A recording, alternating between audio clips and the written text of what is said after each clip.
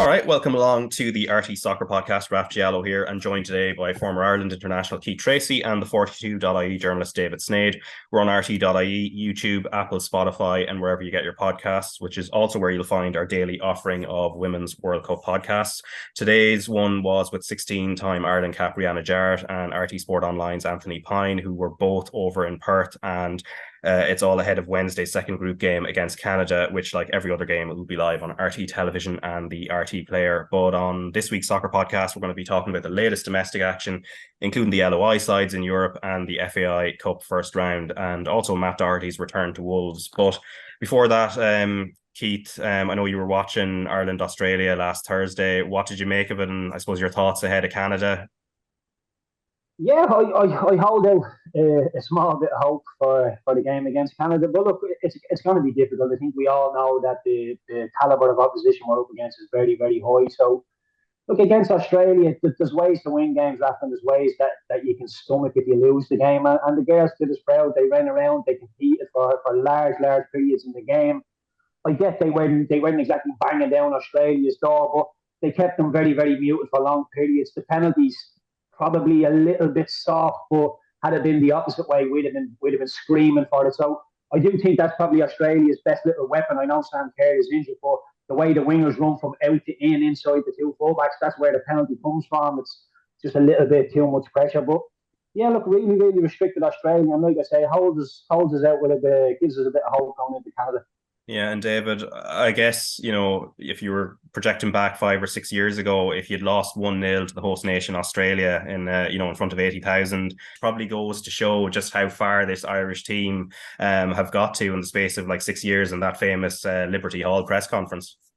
Yeah, I suppose like there's an element of that in terms of that amount of progress, but also I would say just from you get a sense of how a game is going and you get a sniff of a game and it genuinely didn't feel as if with Australia, and it was obviously you can only imagine what that would have meant when Sam Kerr I don't know how if it was just, I know it was only announced on the day that she wasn't going to be playing, and like she did our pre-match press conference having just trained as well, and everything seemed fine. So unless she kind of felt that tweak afterwards, and that's when, or the next morning, and that's when she wasn't able to play, because it did feel as if even with Australia that they were a bit disjointed, and you could have imagined if she was the one leading that line and Caitlin Ford, because there was a couple of moments in that first half when they did expose Ireland down the right hand side when maybe Heather Payne was caught out, and a couple of times when Niamh Fatty on that side was coming over, and you could imagine that if she was able to utilise that more often down that channel, that maybe Ireland would have been in a bit more danger. But the way that they defended, and I know obviously the goal came from a penalty, like it's one of them where the best way I describe it, and listen, I know so much has already probably been said about it, but it's one of them where if the referee doesn't give it, I don't think VAR are necessarily going to say you've missed an absolute stonewall penalty there. But then when the ref does give it, they're also not going to say, yeah, no, you've made a stonewall mistake. It was just one of them. But that's why I think even the nature of, you see how Ireland played in the last 25 minutes or so, when Abby Larkin came on and when Lucy Quinn came on, and a bit more of the threat. But the nature of that would have been maybe Australia thinking we had the goal. And let's not be honest, the 10 minutes between them, Australia scoring, like Ireland gave away a couple of really good chances on the break when they looked a little bit of a rabble, and it could have easily been 2-0 or 3-0 by the time Vera Pauw did make those changes. It was good that they were able to stay solid, but that's why you kind of feel, Jesus, it could have just been a draw, because the way that game was going and the way it even went after that, Ireland did really play well and kind of came back into it and had that little bit of confidence. But like, I know people are saying, oh, well, like maybe has Abby Larkin played her way in now? I'll be honest, I don't think so. I know she's done really well. If anything, she's kind of maybe just reinforced the Vera Pauw that her game plan does work, and that's the impact that she can have if maybe a Canada team who aren't maybe as mobile as Australia and aren't maybe as much as a threat in the positions that Australia were able to get in, that Ireland will actually be much more in the game, and that could be the difference maker with nicking that goal in the last minute. That's my own gut instinct on it, because other than the penalty, did they have one shot on target other than a penalty before Australia? If you were doing that against the hosts, even without Sam Kerr and a team who have got good attacking players, if you're able to do that, that will just reinforce it. I would say in Vera Pauw's mind that, you know what, the way we set up is bang on. Don't need to change too much. It is fine margins, because the worst thing you want to do, and is you throw Abby Larkin in, who, you know, maybe still learning the game in terms of that defensive side of it, as well as being able to offer the attacking side. Because when she was coming on, she was just told just try and go and make an impact, because it was clear that, especially in the first half, that's where Australia did try and cause a bit of damage. That's why maybe a bit more of an experienced player on that side is important on the right. But I think it's going to be more of the same. That's my gut instinct on it, in terms of, and also from what we've seen with Rita Powell down, how she's got success with Ireland, it has been by trying to be solid and nick something. So I think that'll be the case. And ideally, it could be 20 minutes to go, 0-0. You throw Abby Larkin on, you throw maybe Lucy Quinn on, and then something could happen. Maybe move Katie McCabe up the pitch further. Like, I know a bit of a ramble, but it's one thing that stuck in my head actually about even why Edie Atkinson is in the squad was Vera Powell mentioning that in that friendly against France, when she was making runs and she was watching her, she was like saying, right, a couple of years ago, Izzy would have kept on making certain attacking runs and then left herself exposed at the back, whereas she was actually looking at her and wasn't giving her the instructions, was actually seeing how she would judge it herself. And she kind of said she actually identified that Izzy Atkinson's maybe a bit more maturity, and was actually realising the moments to pick those moments to try and support them, to try and get forward, so as not to be exposed. So if there is a change, if there was to be one, it might not be Canada, it could even be the Nigeria game. If she does feel that, you know what, she can trust Izzy Atkinson to be a bit more safe in the defensive side of things on that left side, that could be the change you might see, to maybe get Katie McCabe a bit further up the pitch. But I wouldn't be surprised at all if it's the same starting 11 for the game against Canada. Yeah, for sure. And Ireland against Canada, it'll be Wednesday, 1:00 kickoff Irish time. And also we'll have a full preview on tomorrow's daily World Cup podcast as well, which is going to be with Mikey Stafford. But before we get on to the FAI Cup action, it was a busy week in Europe for the League of Ireland quartet. And this next fortnight will also be hectic for the trio that remain in European competition now in the Europa Conference League. And we'll start on Shamrock Rovers and how they exited the Champions League qualifiers at the first hurdle. So lost 2-1 in Iceland against Breiðablik, having lost the first leg 1-0. And Keith, looking at it, I mean, Shamrock Rovers, what we talked about last week was they had started off really, really slowly in the home leg and then eventually grew into it and left it quite late. This time round, they started really well and then everything seemed to unravel. Yeah, I did think they started quite well, Raf, but I keep going back to it when Shamrock Rovers play away from home in Europe. They seem to still play like they're playing in the League of Ireland, and I think they, with the level of Breiðablik, I know it was a little bit of a step into knowing how are they, and even how good are they. We're not sure of their power, but after the first leg, I mean, I think it was the first goal of the second half. Sean Hoare is going to press in midfield, and you're thinking, like, that's nonsensical. It really is nonsensical, because as soon as Breiðablik hit the back of the net, it's essentially tie over given the result of the first leg. So I just thought, Breiðablik then, they had 3 chances in 10 minutes. It just got really, really loose all of a sudden. Graham Burke scored the penalty. You seen when he got substituted, and he wasn't happy with his own performance. And I don't think any of the Shamrock Rovers players is walking away from either of the two ties thinking, I've done myself proud in them games. And look, a lot of credit goes to Breiðablik. I do think, I reiterate that, I do think they were a lot better than a lot of people thought they were going to be, but I do still think they're not head and shoulders above Shamrock Rovers. There is a way that Shamrock Rovers can eke a result out of that game, but going toe-to-toe with them in football in terms, I don't think was probably the best strategy in hindsight. Yeah, and David, I mean, next up for Shamrock Rovers now, first leg this week, it's going to be Ferencváros in the Europa Conference League second qualifying round, and then, of course, the second leg next week as well. Now, this is the same team that beat them 4-1 on aggregate in the playoff round of the Europa League last season for the Hungarian champions. I know they were shocked themselves in the Champions League first qualifying round, but this is a real tall order if Shamrock Rovers are looking to make a deep run into Europe. I know, absolutely, and it just shows you on a couple of points. Like, again, I know they've got rid of that manager though, haven't they? Since they since then, but it's probably the worst draw they could have got in the sense of, especially falling out of the Champions League qualifiers. But it just shows you the importance.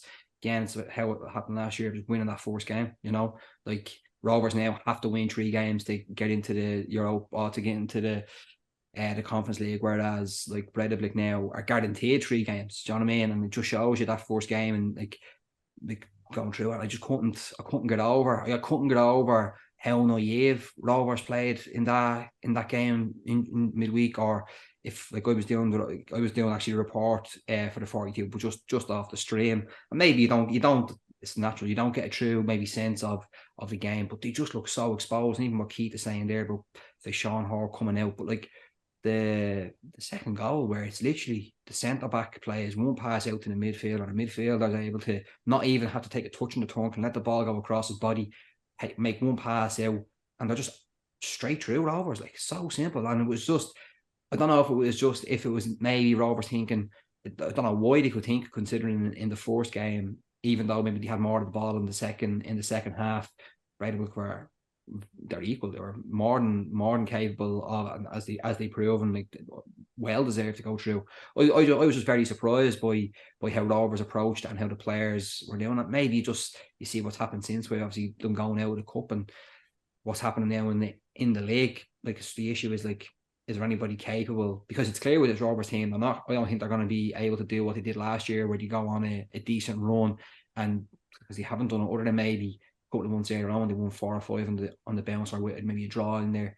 I don't think they're going to be capable of doing it for the back end of the season. I just think something at the moment, unless something changes, like they just seem to be not so much in a bit of a rut, but I just think it's going to be a case that they might just stutter along a little bit. So far, no one's proven capable that they can actually punish them for when they do have those drops off in the league. But in terms of Europe now, it's one of them, like you can go out of Europe in say the Champions League, and you might still have a bit of bounce or momentum, or feel, you know what, they're on the cusp of something, they're on the verve, but it maybe feels as if this team are on the kind of, I've scaled the mountain peak on the way down a little bit. And that's not to say, oh, do you know what, they're brutal and they're rubbish. That's not the case at all. It's just certain teams, like they've won 3 league titles in a row, they're going for 4 leagues, they've just been in the group stages of Europe in the Conference League.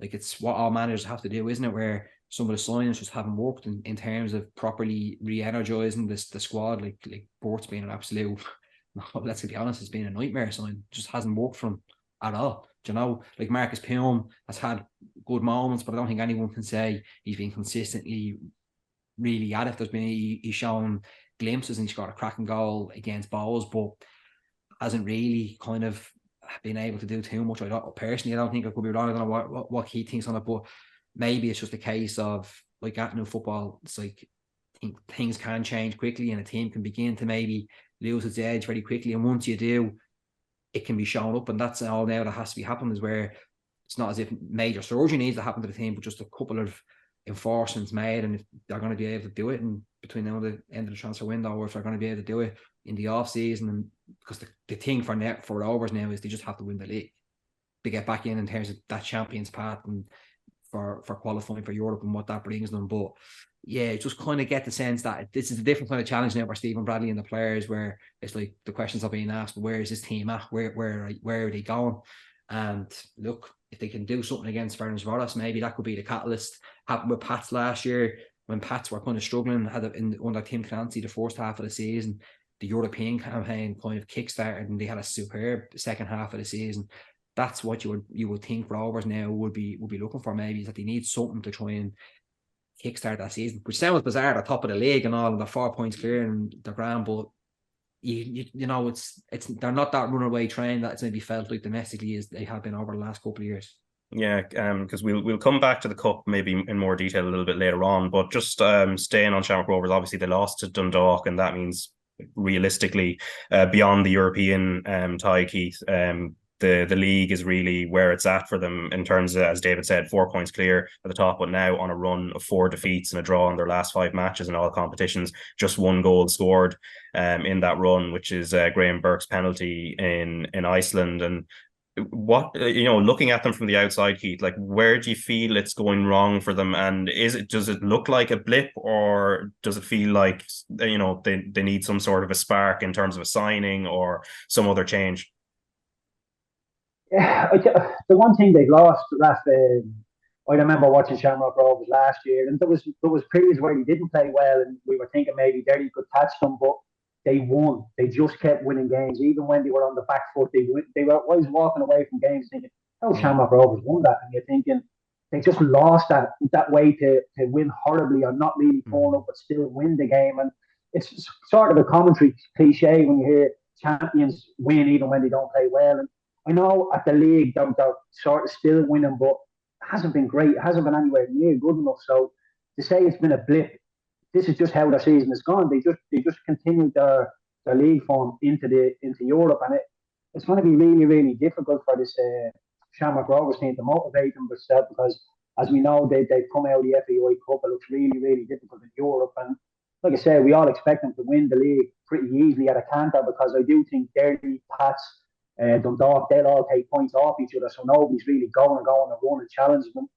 So I do think, I know Stewie Vaughan touched on it after one of the games, one of the European games, saying that the competition within the league is not really helping Shamrock Rovers on the European stage. And look, he might have a point, but I just think when Jack Vaughan comes in, you get a fit Jack Vaughan, you get Jack Vaughan playing well, Neil Ferrugia comes back into the squad, you motivate Graham Burke, you get in his head, you make him happy, you get him playing well, Gaffney as well. I think there's more than enough in that team to be able to go and win a couple of games in Europe. And I'm not saying they should be going into group stages and doing well, but they should be challenging. They should be throwing punches against Breidablik. It's just not good enough. And they're our Irish champions. We want them to do well in Europe. They're carrying the flag for the league, so to say. So to be turning up and not playing that well was a big disappointment for me. But like David touched on, I don't think there's a facelift needed on the team. I just think there's a couple of people that need to be motivated. They need to play football in the right areas and just get back to being able to win when they don't play well, because that is a real sign of champions. And at the minute, I know that it's quite contradictory, because we all expect them to win the league. They're going to keep being the champions of the league, but Shamrock Rovers are going to be held to a little bit of a higher standard with the amount of talent that they have in that team and what we all know they're capable of. So it's not been good enough, but like I say, I don't think they're a million miles away from getting it right. Yeah, and we'll come back to the Dundalk side of the cup match as well a little bit later on. But in the Conference League as well, Pats are the team that have exited Europe after losing 5-3 on aggregate to Dudelange of Luxembourg, and it was 3-2 in the home leg on Thursday. And you were both at it, but David, Pats actually played quite well in the attacking third of the pitch, although it seems like you actually missed the moment that actually sparked their revival. I know, yeah. Because it was just, I'm sure people have seen it by now, and if you haven't, it's genuinely it's the best goal. I can't even say the best own goal I've ever seen, because I had to watch it back on LOI TV. It's just a mad moment. Like, Keith was commentating, so, but even it's just one of them where the reason why I had my head in the laptop, because it was like, right, nothing's happening here. Like, the ball was breaking in midfield, and I was like making a note on my laptop, and then 2 seconds later, goalkeeper scrambling, there's a centre back chasing the ball, and the ball's in the net. It was just incredible, and it just summed up. Like I said it was like a game of chaos and class in that game. It was just mad. It was a manic game. Like, in the first half alone, Dudelange could have been 3-0 up before Pats even got back in the game, and Pats were all over the shop, and then made a couple of changes, and Adam Murphy scored a great goal, fantastic goal off the bench. And that was with about half an hour to go, and you're kind of thinking, right, can Pats now not so much settle it down? Because sometimes, I don't know what Keith thinks, sometimes maybe when a game is a bit manic, sometimes you ride that crest of a wave and you kind of go along with it and you just try and get a moment. But then after that, then we keep mentioning earlier about crazy defending when Sean Hoare came out, but Dave Norman giving the ball away, but then compounding that mistake by then following out to try and close down, rather than just maybe trying to hold up and buy a bit of time to get a bit of cover. And then Van Linden then scored, and it was a manic game, absolutely chaotic game. I'm sure Keith might be able to describe the own goal in absolute detail. Yeah. But it was just a crazy game, and it was also a game where it kind of just shows you as well. Since I said it to John Daly afterwards, and he was talking about just the importance of athleticism at this stage and what players can bring, and that's like when managers are getting in touch with him and people he's getting about sussing out his players and who's got what. This is in talking about Adam Murphy, who's obviously getting a bit of interest now. Is like they need to have that level of athleticism, and that's what, as well as that, and else, even when Dudelange scored in injury time, their midfielder Bruno Frere, still like he's winning the ball in the 18-yard box, winning the 50-50 and bursting forward. Pats just didn't have someone like that who was capable. Like Jamie Lennon is probably the nearest to it, but still he's not quite as explosive and not quite as good on the ball. But I don't think Pats could have any complaints. It was one that John Daly said maybe they felt as if they left behind, but they had that moment to try and go on and kick on when Adam Murphy scored that goal, and they just weren't able to do it. Yeah, and Keith, just on that game, the sloppiness was probably the thing from Pat's point of view, especially when they had the run of play, and then it ends up on most of those occasions Van Lingen comes in and scores these clinical goals just when you think Pats are kind of riding that crest of the wave that David's talking about. Yeah, when Pats eventually go ahead in the game, I think they have every chance just to try and see this out, and then you're thinking, do they stick, do they twist, do they keep playing? But look, first, I thought it was a great game of football. It wasn't, it had some quality in it, had moments of very little quality in it. The own goal from Desperez it was unbelievable. I never like to laugh at players, but it did bring a little bit of a smile to my face. And any decision he makes there, other than what he did, is running to the edge of the 18-yard box and heading it backwards. And I don't think that ends in the goal. Even if he stands on his goal line, it doesn't. Conor Carty has 3 centre halves around him. He's not. It's going to be an unbelievable piece of skill for that ball to end up in the back of the net, or something like Desperez does. And that was what it got Pats into the game, because they were really huffing and puffing at that time. And the launch got the goal. Van Lingen just poked, and I think Hadji had a brilliant game. He had a little bit of class up front. But yeah, Pats were huffing and puffing, and then they get that goal, and you're thinking, right, then Adam Murphy comes on, and again, I think Desperez is quite poor for his goal. I was sitting in the commentary position. I'm not sure if it took a deflection, but given his reaction, it may have. But I thought he should have done a little bit better. But to concede 5 goals over two games, it's just giving yourself too much to do. Ideally, if Pats have scored 3 goals over the 2 legs, that should be enough to see you through. You should be defensively solid enough to get through. But I do think they missed Redmond, they missed Rogowski, and it was great that Joe Redmond is starting to come back into the Pats team. I think that'll give them a huge boost going into the end of the season. But yeah, I do think they were a big miss, and that's not to have a go at the back four of Pats, but Norman playing that ball in, that 2-1 up, it's a risky ball in. Even if Jamie Lennon takes it and turns, you're inviting pressure. You've just scored a goal. Go and turn them for 20 minutes. Give them nothing. Make them play from in their own half. And I just thought it was you want Pats to play. That's their DNA. We play out from the back, but there's times when you just have to release the pressure and don't invite it. So yeah, just a little bit more sensible football. But again, you can't concede 5 goals in 2 games and expect to win it. And just on that, and just sorry, Raf, just really quickly, I was on that point about the pass out by Norman, because it was mentioned to me after the game. I was just chatting to one of the Pat staff, and then in fairness, like John Daly did bring it up himself, but they were working on it even beforehand, especially after the first leg, where it was like, just don't play any straight passes out into the midfield.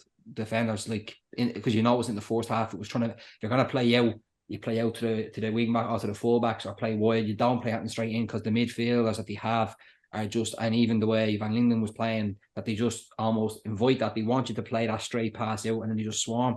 And Pats hadn't been doing that. And then obviously Norman, who came on as a sub, plays that pass out at a time when, first of all, the team was, you don't do that. You don't play that pass no matter what. But also at the time in the game it was as well. And that's part of the reason why Pats were a bit gutted after the game as well, is because something that they specifically worked on and drilled into their players, like what you say, where sometimes where you find out my managers might be so frustrated with lads, a message that is given to players, it's not taken on. They play the pass they were told not to play, and then that's what happens for it, because that's what the Lions wanted. They want you to play those straight passes into a Jamie Lennon or a Forrester, and then try and swarm around them, because in the game before that, Pats weren't doing that, like they weren't actually, they were getting turned over, and there was a kicking on the count. It was actually from further up, because they didn't want to play those passes. And just one of them, those little details where lapse in concentration of not remembering what the instructions were, Yeah, and go on, Keith. I think that as a coaching point, and that I always bring that up in coaching, because so much of football now is not just pressing, it's the counter press. So teams, like you say, will leave the middle of the pitch open and think, as soon as you go in there, we have that trap set, we're going to nick it, we're going to go straight down your throat. So you try and tell your boys, don't play that pass, because that's a big weapon for them. So just take that weapon away by not playing the ball in there. And like you said, Pats did it largely very, very well. But yeah, Norman coming off the bench, was he tuned in? Did he know these jobs? Was he listening? All these things come into question. But again, I go back to the 5 goals. You can't see 5 goals in 2 games and expect your attacking lads to dig you out. It's not good defensively. Yeah, and obviously they came back from that European game to then play Longford Town away and got through to the next round of the Cup. So you're watching that one, Keith. But also looking ahead now, they don't have any European distractions. They're 4 points behind Shamrock Rovers. Do you give them, and with the way Shamrock Rovers are playing at the moment, do you give Pats much of a chance in terms of possibly pushing for a league title quietly? I'd like to think so. I'd like to think they're obviously the closest rivals at the minute. I do think it might develop into some sort of a race. But look, do I think Pats will win the league? No. Do I think they'll give us a bit of a race and a bit of an entertainment along the way? I'm very, very hopeful. But with Shamrock Rovers, not having too much their eye on much other competitions now, I do think Rovers will just go from strength to strength. Now, I do think Stephen Bradley will get that right and just push away from the league. But yeah, look, I do. I don't think Pats are too far away. I think maybe their bench is not as strong as maybe some others around them. The starting 11, 2 or 3 are very, very good. But I do think, like I say, the two centre halves have been missing. Joe Redmond's coming back, but I do think they'll get stronger and stronger as the league goes on. But I think the same with Shamrock Rovers, to be honest with you. The only thing I can think of, again, I was at the Pats and Cork match a couple of weeks ago, when Rory Keaton scored last kick of the game almost, and there was a game where I had in my head, I was like, if Pats win this game, maybe, do you know what, that's like, there would have been, was only 1 point in it then, but obviously they gave away such a sloppy goal, and the manner that they did it, and you're just, as from a Pats point of view, you're thinking as soon as Joe Redmond can get back, and if he's able to bring a level of organisation to that defence, that could be something that maybe if he's there, and obviously Gravosty will be coming back, I'm sure soon as well, hopefully, but like, that's where at the moment Pats just think they're just short, and maybe Redmond, like, he was their player of the year, like he's the captain, if he's able to bring that bit more organisation and a bit more kind of just seeing things out a little bit when they are 1-0 up in a game and have those points, that could be a bit something that puts a bit more pressure on Rovers if Rovers don't go on that run. That's the only thing I can say. I mean, Derry could be doing it, but you never know with Derry, because if they play, wasn't it KA of, is it, where are they from actually? They're playing Kuopion Palastuero of Finland in the next round. So like, they could get through that. Possibly that was going to be a tough one. You never know where their priorities would lie then as well. But I don't know. It's an interesting point this time of year. You never know how teams can get affected by it, and where priorities can move to. Yeah, because as you mentioned, Derry getting through to that tie against the Finnish club, so they got through HB Tórshavn, and this Finnish club, they got to at least the third qualifying round the 2 previous seasons in the Europa Conference League, and then also the playoff round of the Europa League in the 2020-21 season, Keith. So it's, again, possibly like Shamrock Rovers, again, it's a tough tie that's awaiting them. Yeah, Coops, the Finnish club, they're sitting second in the league at the minute. They played 17 games in the league. They've won 10 of them. They have a couple of strikers with 5 and 6 goals already this season. So they do have a little bit of class. I hope Derry have enough to get over that. But again, I just like Shamrock Rovers, I don't think Derry have reached the kind of heights that we expect from them, given the talent that they have in the dressing room. So hopefully they can turn it on in Europe. And Coops, they're not in great form. Won 1 of their last 5 as well. So very, very hopeful for that. But I think out of the 3 teams left in Europe, Derry, Rovers and Dundalk, I think Dundalk probably have the best hope of going through from an Irish point of view. Yeah, because you mentioned KA there, David. So Dundalk have them next. They're obviously from Iceland, and they're in the bottom half of their league at the moment. So that's that probably, in terms of form, because Dundalk seem to, even in the second leg against Bruno's Magpies, they seem to have picked up a little bit. And then, of course, we'll talk about the Cup a little bit later on, where they got past Shamrock Rovers as well. And also KA finished 8 points behind Breidablik last season, which, depending on what transfers has happened with both of those clubs, probably gives you an indication of where they are. So Dundalk, maybe a little bit of optimism there.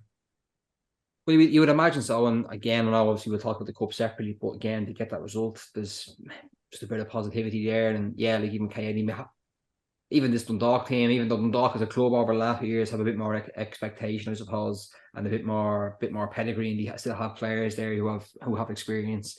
Obviously, the likes of, say, like an Andy Boyle, and obviously Pat Hooban, even like Greg Sloggett in there now as well. Like he's been around the block now a little while, but like they're playing against a team who, in terms of European pedigree, haven't got much, I suppose. But it's, yeah, I don't know. It's one of them where you can never be too confident. I don't mean this in a pessimistic way as a League of Ireland, when you're covered the League of Ireland and all the rest of it. Like, if it's almost like as if Dundalk were on a proper kind of show of strength, and domestically you say, you know what, they're at a point where you should expect them to go and win. But again, like all the teams really this season, like their weaknesses are still apparent as well. You know, they're a team under Stephen O'Donnell who, you know, probably didn't, because of the nature of, say, budgets and all the rest of it, probably hasn't got the type of players in the door as he wanted it, and has had to make allowances to a certain degree and stuff.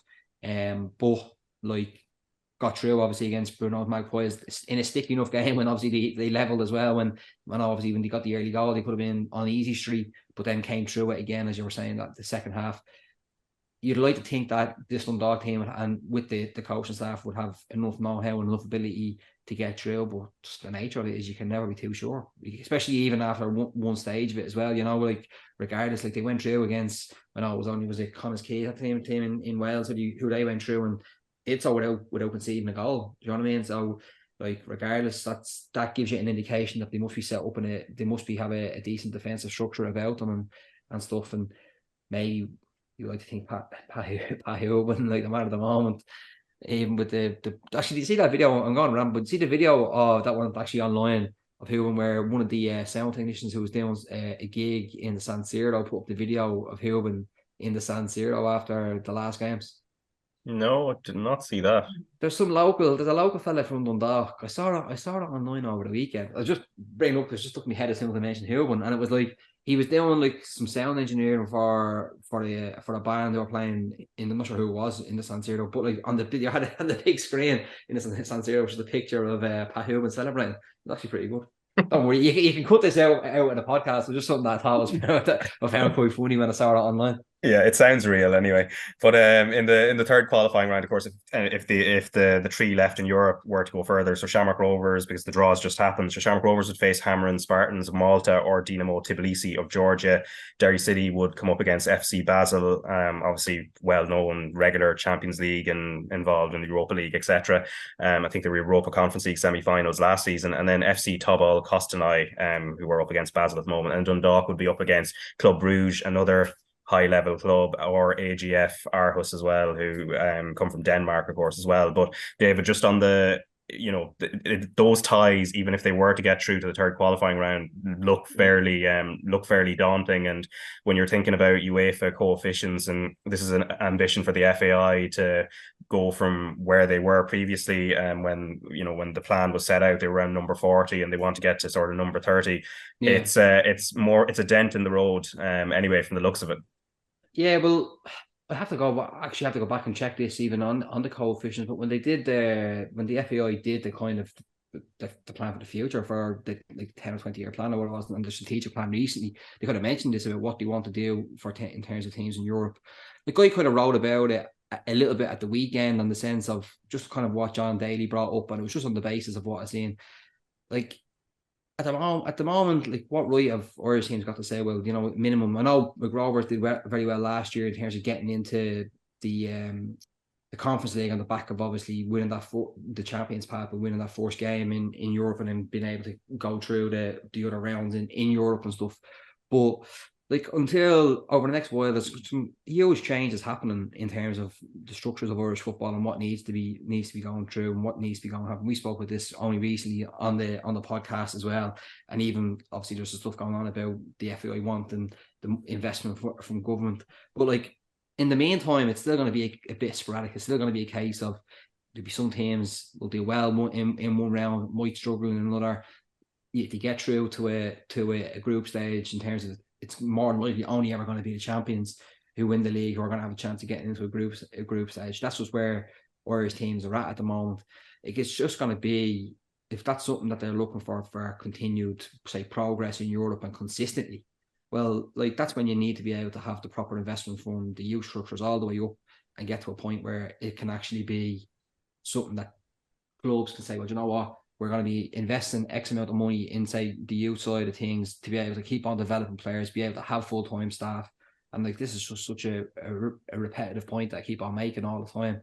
But like, and not just having to compete first team to get that benefit, because obviously, does that make sense in terms of, because of the nature of how it is with that Champions Path, there is so much, like, even though there's so kind of little prize money on offer in terms of from the actual league itself, for winning the league. Obviously you win the league, so that's the prize in itself, but it's just that benefit of being able to go through it in Europe. And I know it hasn't happened this year for Rovers because they were disappointing.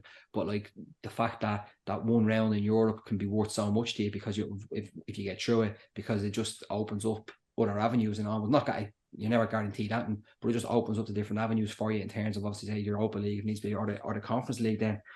But for the time being, like again, I don't know what Keith's point would be on this as well. But from my point with stuff is until it's everything's the houses in order where there's full-time academies and clubs are able to develop their own players and are able to work on their own players to actually you're developing your own players to a point where when it does come around to Europe that they're physically able to do it, because the league is getting younger. It's another aspect to it. When they're physically able to do it, athletically able to do it, technically able to do it, and have those players who are ready, it's always going to be a struggle to get through the rounds. Like it's the nature of it where you have to get first team players in, you have to spend money in terms of wages and all the rest of it to be able to compete, and that's fine. But when the nature of the league looks to be going a certain way with the demographic of it, that's when you have to make sure the players who are coming through are, if it's athletically and technically like an Adam Murphy, and I'm just using him because it was something that John Daly had mentioned. Well, I just don't see how you can expect for Irish teams to be consistently competing through 2 and 3 rounds in Europe. I just don't understand how you could expect that. Yeah, because Keith, just to add to that, I suppose it has been an anomaly for Irish teams to get to group stages, regardless of whether it was the Europa League or more recently with Shamrock Rovers last season in the Conference League. I mean, Shamrock Rovers have done it twice to get to a group stage, and Dundalk during a kind of golden era also did it twice. So it's a tough road to go with a lack of investment generally within the game. Yeah, it's a very tough road, and it's only getting tougher, Raf. And what David's saying about the lads coming through academies, and it's very difficult because any sort of, with the league being like it is, any sort of lad who shows any sort of encouragement that even 15, 16 years of age, he's not going to be playing for the under 15s and 16s in the academy. He's going to be in the first team now. His development, he might be raw, he might be very good, but he'll be raw, and the technique work that he should be doing at underage level obviously will get skipped because he's at an advanced stage. But the blanket's not big enough to fit everything. You have to sometimes you have to hold people back for their own well-being. But like I say, the league is not in a position to be doing stuff like that.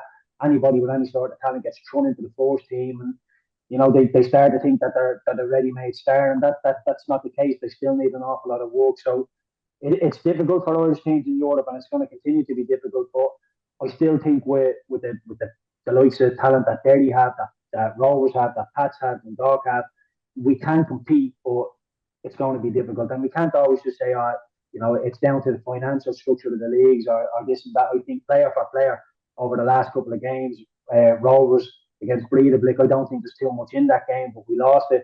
Pats obviously as well against Doherty. I don't think there's an awful lot in that game, but we came out the wrong side of that. So, yeah, look, it's difficult, Raf, and it's going to continue to be difficult. But I'm still quite hopeful moving forward. Yeah, and we're going to turn to the Sports Direct FAI Cup first round. But before that, just to note also the Avenir Sport All-Ireland Cup final, Galway United beat Cliftonville 1-0 thanks to Gemma McGuinness's goal, and she also won Player of the Match and silverware there for a club that are very much on the up within the Women's Premier Division. But just on the first round of the FAI Cup, David, like looking through it, not too many, if you're looking out for giant killings, they were fairly thin on the ground. Well, unless you count Luke United getting beaten at home as a giant killing, they seem to have they seem to be I don't know what's the I wouldn't say they're throwing their weight around, but they seem to be having a few bob there as well. I think that's kind of irked a few people as well. I think the celebrations of some of the Pat CY players might have enjoyed that one scoring so late, but it's one of them where like at this stage you're kind of thinking, you're looking at it. Obviously, the fact that Rovers and Dundalk were both coming off Europe. I don't think it's a shock. Is it really a shock if Dundalk and Rovers haven't got a great record up in RTÉ as well?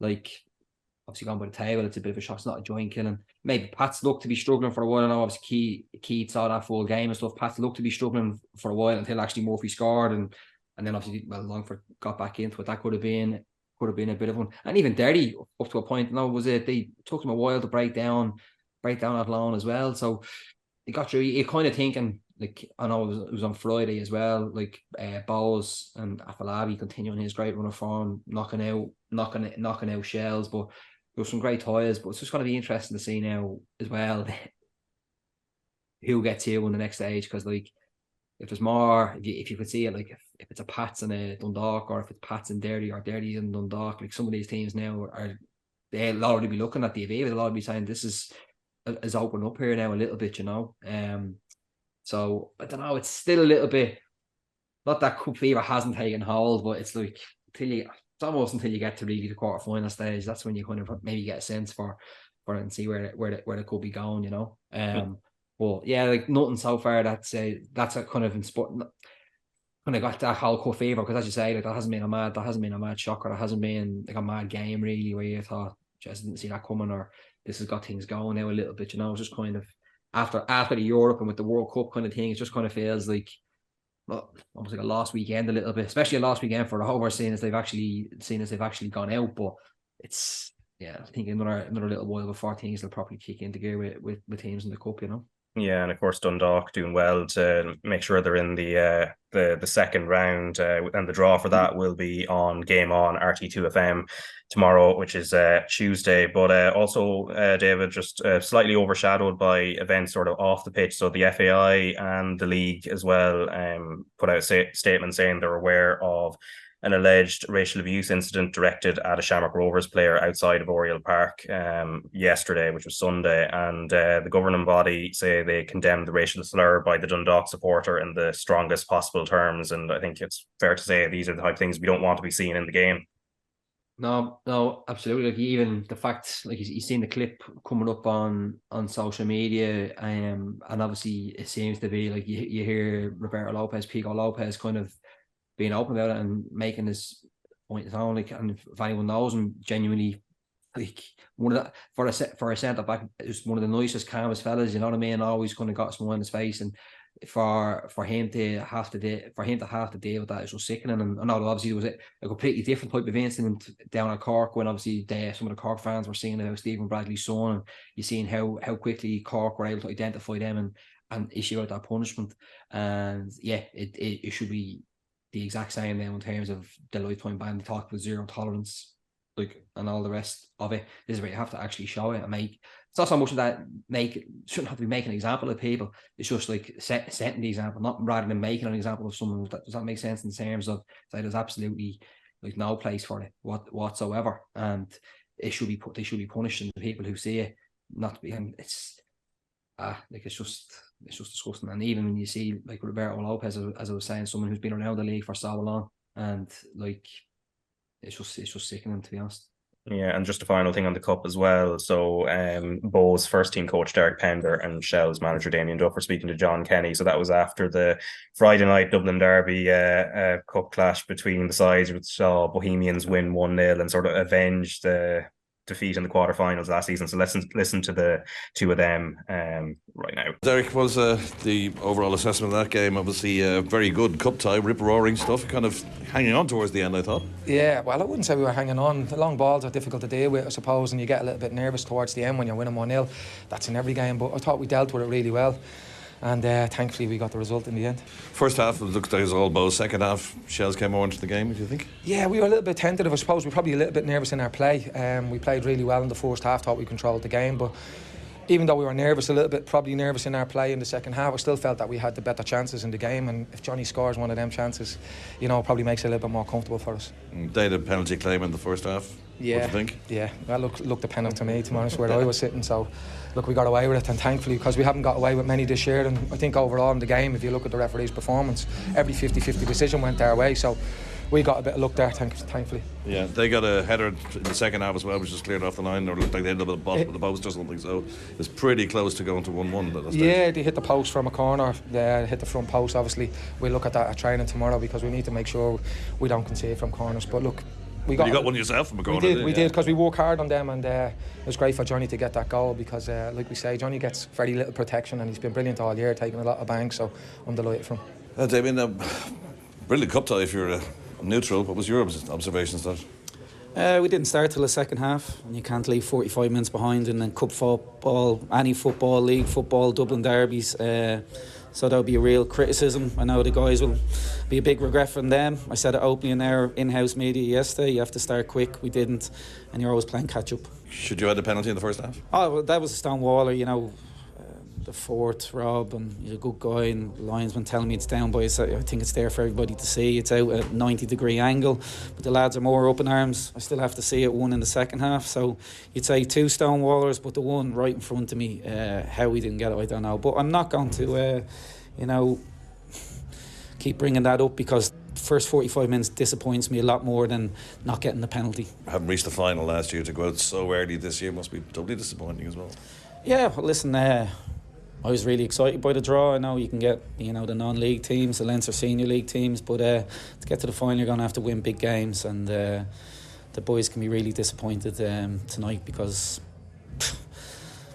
did we deserve to get back into the game? Yeah, but like I said, that first half still just really riles me. Okay, so Damien Duff slightly riled there, as he said himself, and obviously we saw, Keith, last season how the cup sort of galvanised Shells as the season went on. They got to the final. Obviously the final itself didn't go the way they would have wanted it to be fair, but this is an opportunity for Bohs, though, on the other hand, who got to the final the previous year and were, I suppose, unfortunate to lose on penalties to Pats. But with the way Bohs have been going a little bit up and down in the last few weeks, maybe sort of a cup run, if they, depending on what draw they get, obviously in the second round, could be good for them in terms of giving them a bit of momentum as the season goes on.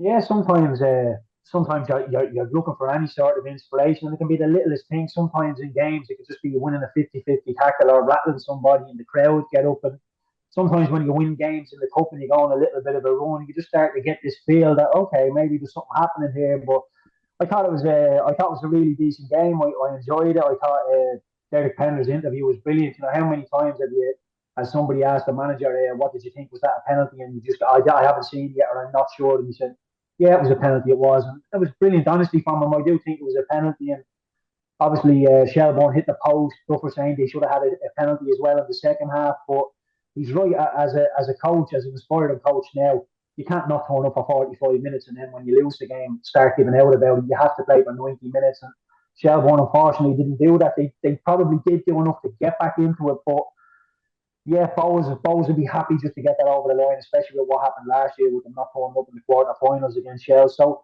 I think with Shamrock Rovers going out of the cup already, I know Doherty are the holders, but with Rovers going out, I do think the likes of a Bohs, the likes of a Pats, people now will just be thinking maybe we could get to the final, and you get to the final, anything can happen from there. So I do think a couple of people, like I said, Doherty are the holders, I know that, but with Shamrock Rovers going out, I do think there's a couple of people just licking their lips a little bit.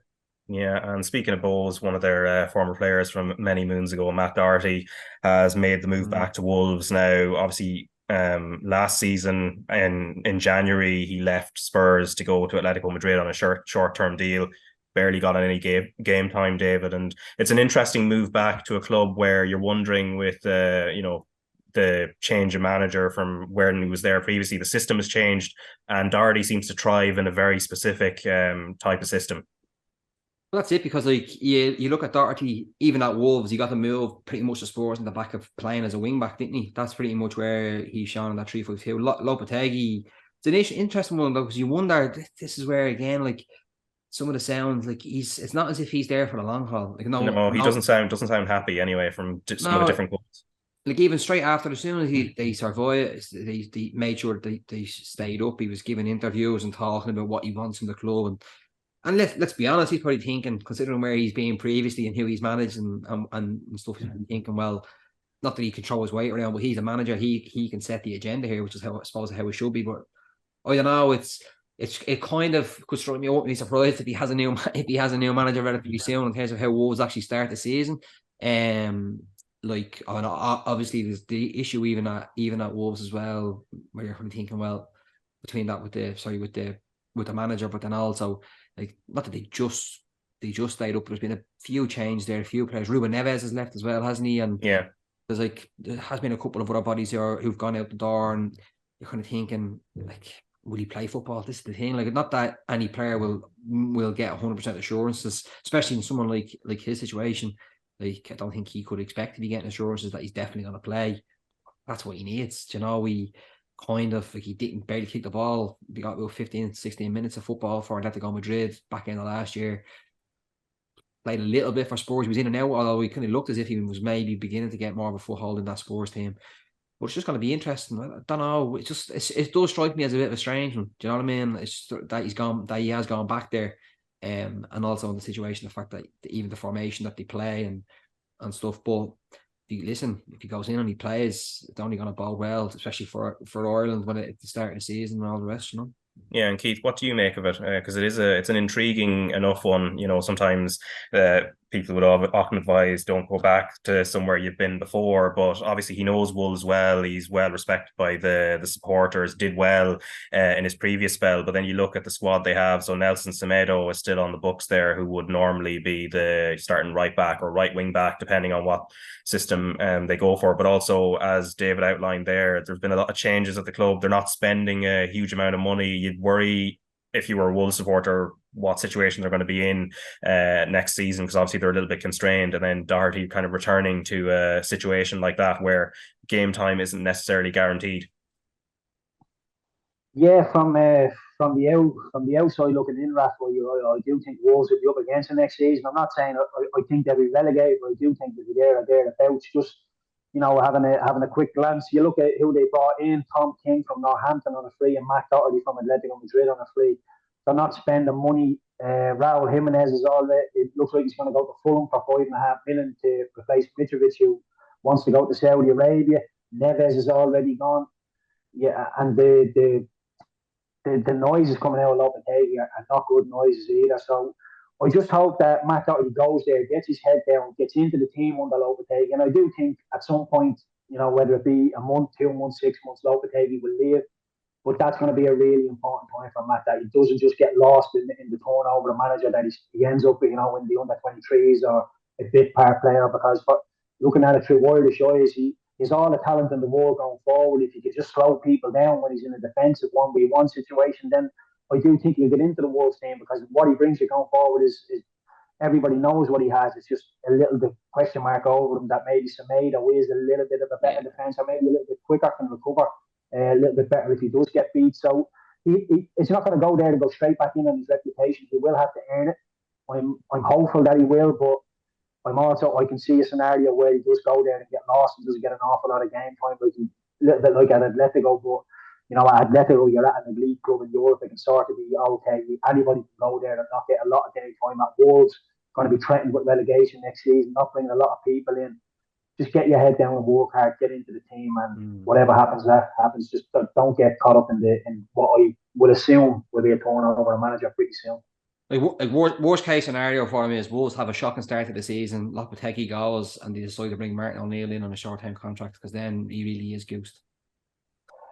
Possibly. I think their best hope is if Nuno, probably, Keith, because he's probably been the manager who's got the most out of him, and because he's a weird prototype as a wing back, it seems, and maybe you might be able to kind of talk us through exactly, you know, his strengths. He's not the type, he doesn't really have the pace to bomb down the line, but he's got a great engine on him, and his movement at his best in a specific system is excellent. Yeah, well, what Matt Doherty does very well going forward, and you know, you say these things and people say, "Oh, that's easy." His timing, his arriving into the box, and sometimes players can go and stand in a space. You don't want to stand in space. If you're standing still in a space, then you're in there too early. What Matt does is he arrives perfectly on time in at the back sticking. He's very capable of going on a little lazy dribble and beating 1 or 2 people and putting balls into the box. His delivery is usually decent. He's very good running onto the ball. When he has his back to play, sometimes he can be on the wing, get pressed by the winger, and you're thinking, is he going to make the right decision on the ball? Now, when he has to dig out a pass, he can maybe make the wrong decision. So there is an awful lot of things defensively that he can work on, but offensively, he is really, really good. But there's so many times that you see him coming back and he's 1v1 and he just dangles a lazy leg, or he's not really trying. And, you know, I was an awful defender. I really was. But I was a winger, and I was told, just get back and be a body. Don't sell yourself, make them beat you, and eventually one of your teammates will come over and help you. Just slow him down. That's all you have to do. Slow him down. Don't sell yourself. And I think if Matt improves his defensive duties by 5-10%, he will get into the Wolves team. But if he starts becoming a little bit of a liability going backwards, Lopetegui's not the type of man to make, to let that happen. So he needs to defend properly to get into that Wolves team. Yeah, for sure. Well, we'll see how he gets on next season, also how Wolves get on, because again, there's a lot of intrigue there, and obviously he's not the only Irish player there. Joe Hodge too will hopefully make more of a. Saw a bit of him last season, but hopefully make more get more first team opportunities this season. But anyway, and that is it for today's podcast. Obviously, the Republic of Ireland's women's team in World Cup action on Wednesday against Canada, second group game. So that's going to be live on RT2 and the RT Player at 1:00. And obviously, we've got our daily World Cup podcast as well that people can watch too. But David Sneyd, thanks a million for taking the time, and Keith Treacy as well. Yeah.